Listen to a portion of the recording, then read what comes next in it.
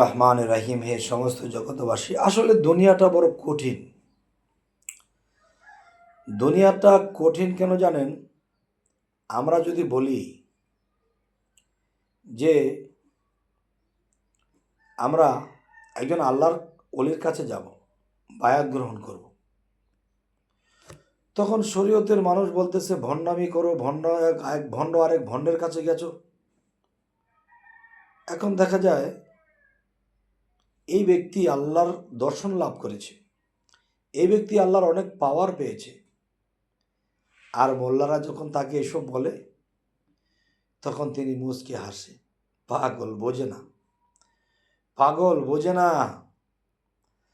তো আমি শামীম আলী চিশতি আপনাদের কাছে এই বিষয়ে এই কথাগুলো আমি কেন বলি জানেন? এই পৃথিবীতে যতদিন বেঁচে থাকেন, একজন মানুষকে যাচাই বাছাই না করে তাকে ভণ্ড বলবেন না, খারাপ বলবেন না।